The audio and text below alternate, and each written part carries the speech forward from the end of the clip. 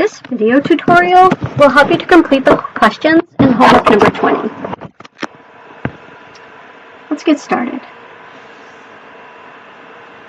The first section asks you to identify if the relation shown is a function or not a function. So the first thing you need to know about a relationship is that in order to be a function, each of your domain values can map to only one unique range value. And so what most of you understand that is, you cannot have any repeating x values with different y values. So you can have repeating y values all day long, but you cannot have any repeating x values with different y values. So let's take a look at the first example. And remember, concentrate only on your input or x values. So each of those values, 0, 2, 4, are unique.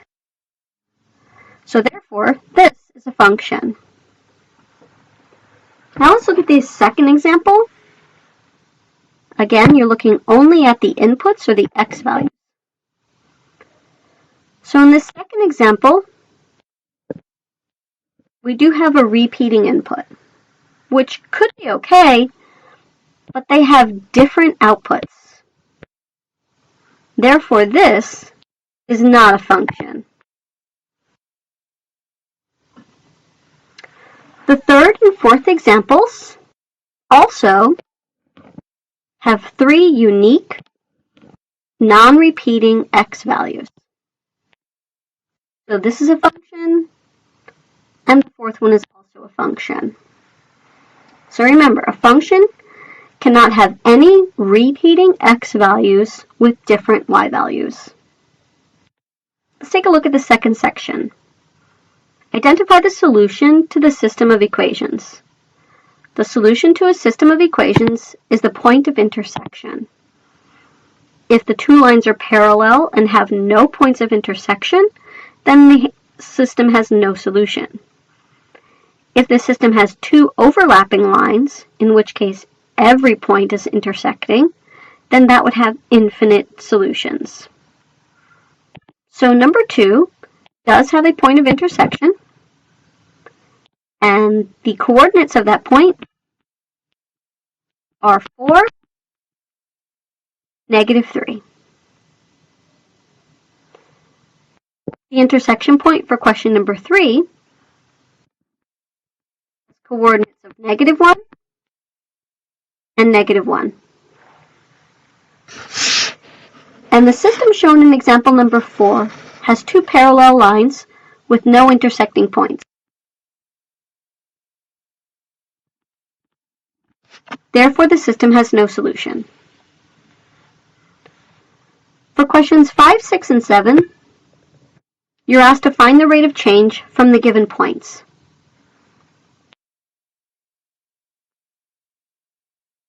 The rate of change is the ratio of the difference in the y values divided by the difference in the x values.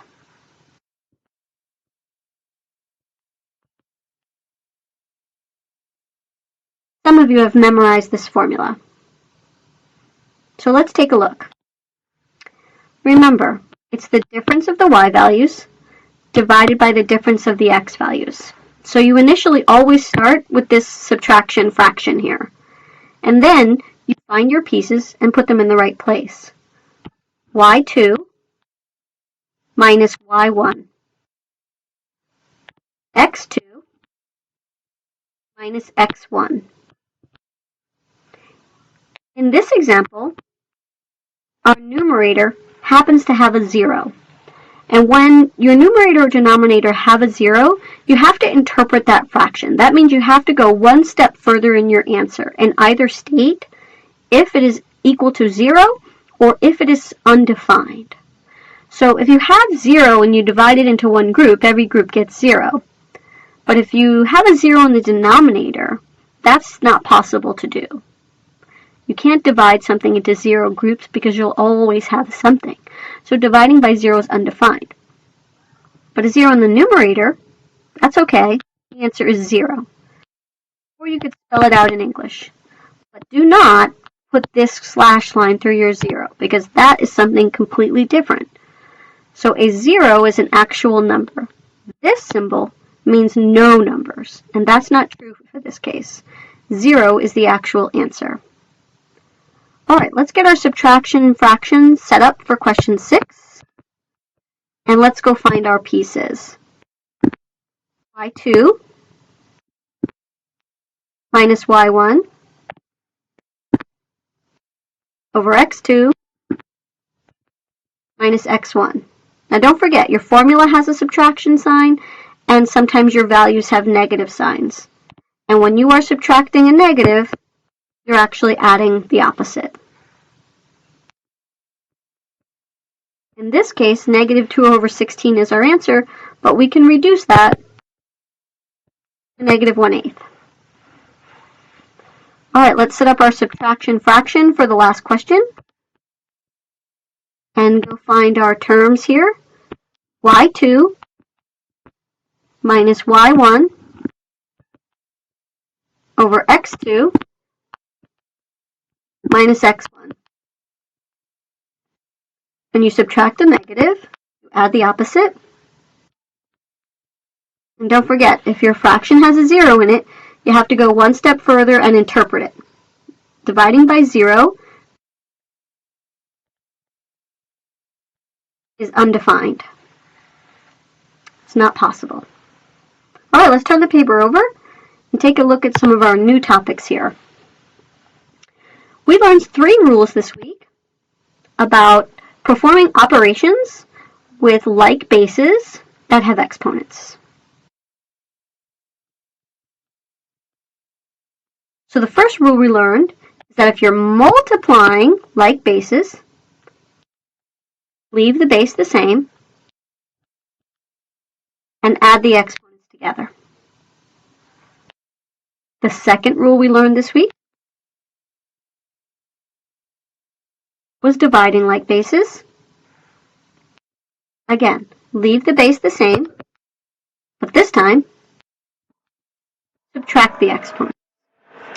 And in the result, or if your answer results in a negative exponent, we learned that you can take the reciprocal, and that makes the power positive. So be sure you're reading your directions carefully, because if it states to write your answer using positive exponents, and you end with something like that, you have to convert it so that the exponent is actually positive. So let's take a look at question number 8 here in the top row.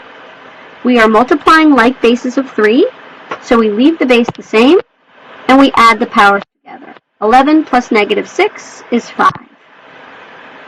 Now it says to write using positive exponents, so I do not multiply 3 to the 5th power. The second example is multiplying like bases of 2, but be very careful here. This first factor has a power of 9, and the second one has an invisible power of 1.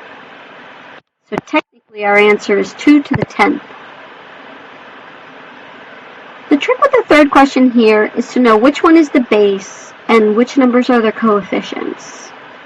So 4 and 9 are actually the coefficients, so they actually get multiplied. But r to the 4th times r to the 7th is a base of r, so we leave that the same, and we add the powers together. And then our fourth example is our third rule down here, which is when we are have a base with a negative exponent. And when we have something like that, we need to take the reciprocal, and that makes our power positive. Let's do that with number 9 as well. It says write using positive exponents, so I'm going to take the reciprocal, and that makes my power positive. I'm going to do the same thing with the second example here. Take the reciprocal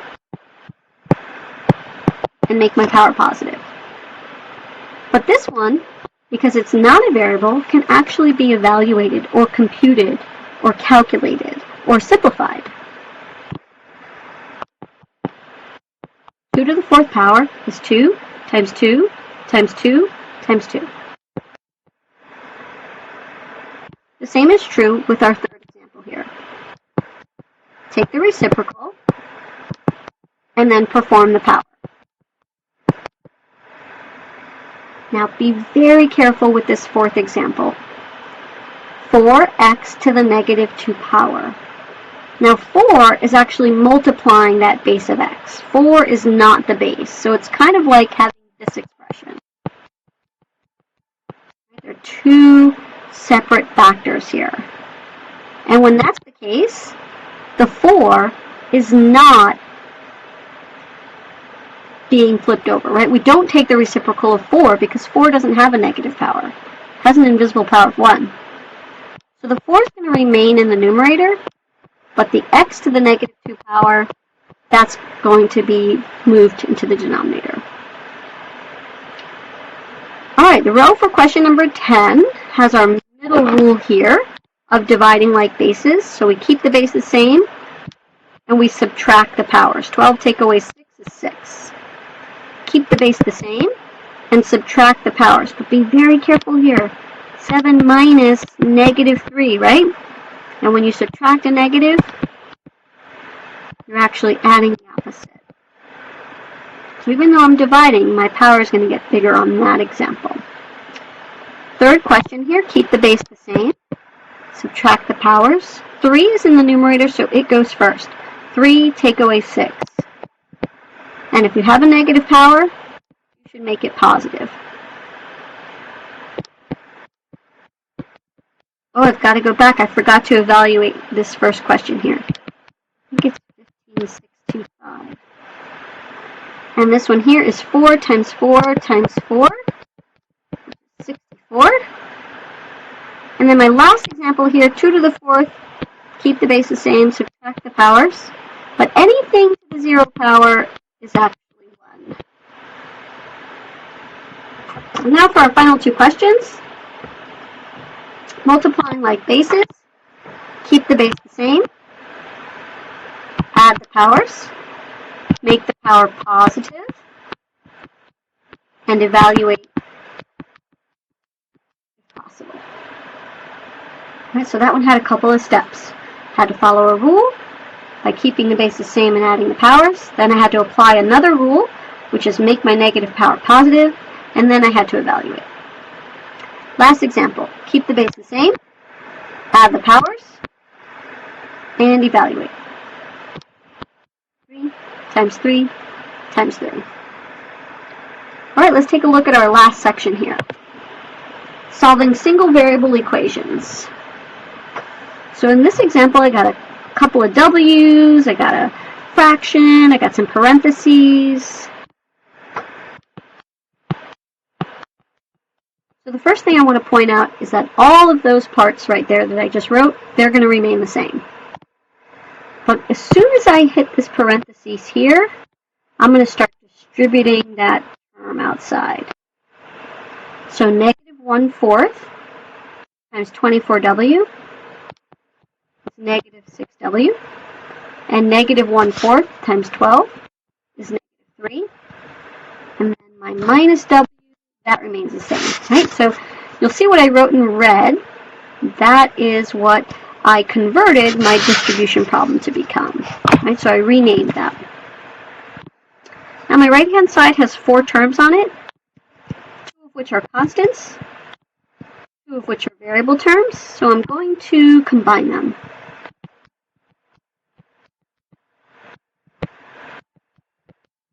And this is what it simplifies to be. I'm going to use a subtraction property of equality here to remove my constant from the right and combine it on the left. And then my division property of equality next.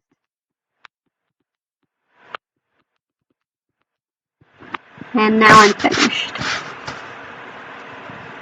Let's apply that rule twice for question number 13. And I'm going to distribute this 6, its quantity, and then I'm going to distribute this negative 5 to its quantity, watching my signs along the way. The negative 46 on the left, that stays the same.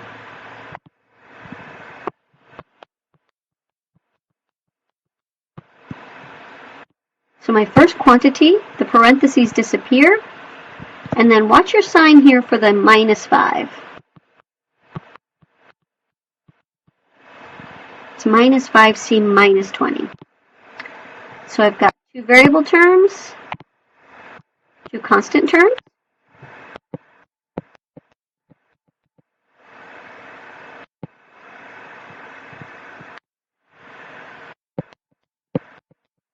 (24c minus 5c is 19c, and 12 minus 20 is negative 8.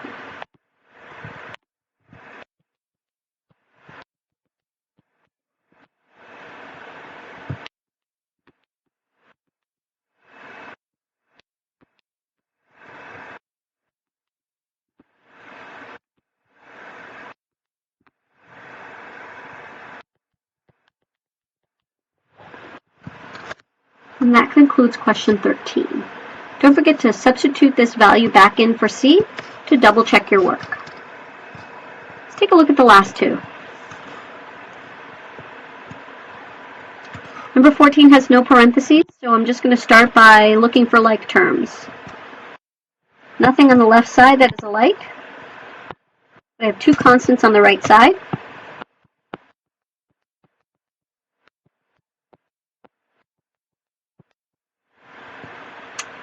And now I have variables on both sides, right? I don't want that.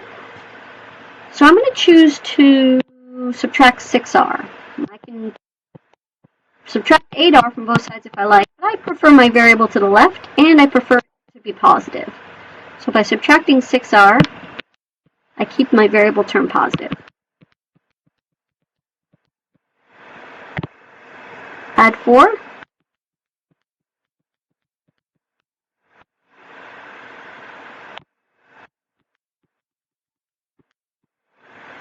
Divide by my coefficient.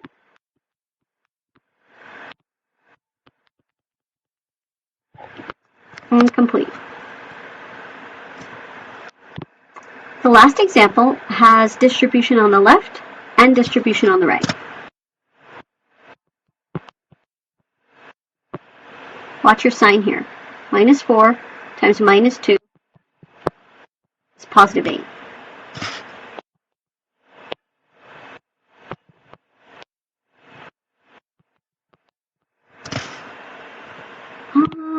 I prefer my variables on the left side, but I actually more prefer them to be positive. So I'm going to move 4n to the right. That keeps my variable positive. You don't have to do that, as long as you're being fair.